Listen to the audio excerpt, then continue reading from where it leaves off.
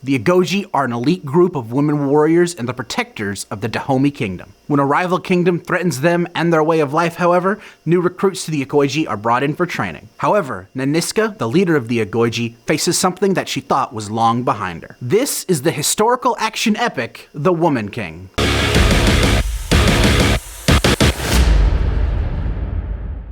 The Woman King is a new historical action epic from director Gina Prince-Bythewood, and it is based on the very real Agoji warriors of the Dahomey Kingdom, and you may find them just a little bit familiar, but more on that later. The Woman King is an extremely entertaining historical action epic. It has great performances, great characters, a solid story, all what makes a really entertaining action film, all while being a really solid historical film. Viola Davis really doesn't need an introduction for this movie, but I'll give her one anyway because she is fantastic in this film. She delivers a powerful and mesmerizing performance as the Agoji troop leader. Basically, imagine Amanda Waller, but you gave her a machete. That's this movie, and she does a great job at it. Sharing just as much screen time and as importance to the film as Viola Davis is...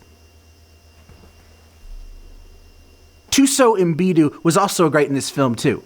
I really hope I'm pronouncing her name right because she deserves it. She is the rookie character in the film, and there's a lot more to her character than you would expect going into this movie, but she delivers and she has some really great scenes with Viola Davis. The supporting cast of the film is also great too. Lashana Lynch is very charming in this film and delivers some surprising amount of good levity to it. And John Boyega plays the biggest King Chad I've seen on screen since King Bob. What even are my references anymore? This film tonally has a lot in common with a lot of modern-day action films. There are scenes of levity in this film that would not be out of place in a Marvel movie. I understand maybe some history nuts may be a little off-put by that, but what are you gonna do? I mean, they're already speaking very heavy English, which I'm not 100% sure that was the case, at least not maybe in West Africa, but it really helps the movie feel like a movie. And I really like that, and I think that's definitely something the director was going for. The action scenes are all really entertaining and engaging and just really well made,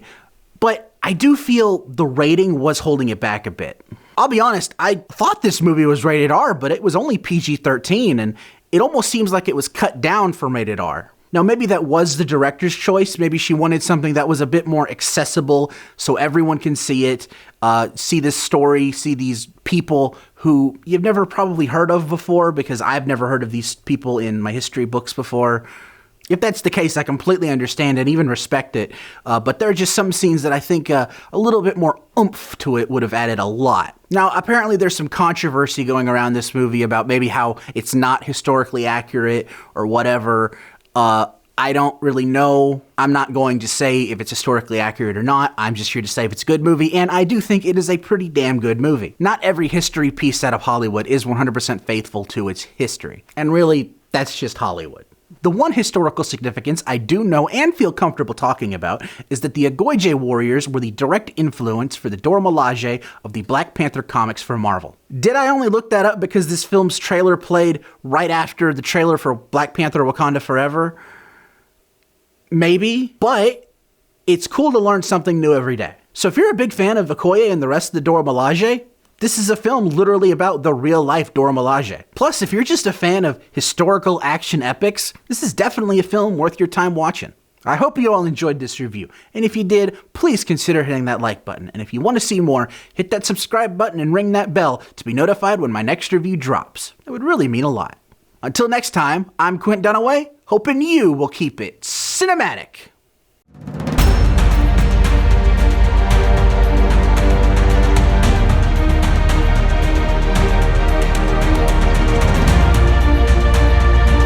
Tuso ambido. Tuso ambido. Mbedu. Tuso ambido. Oh my god. Well, 36 reviews was great, but I guess 37's where I get canceled.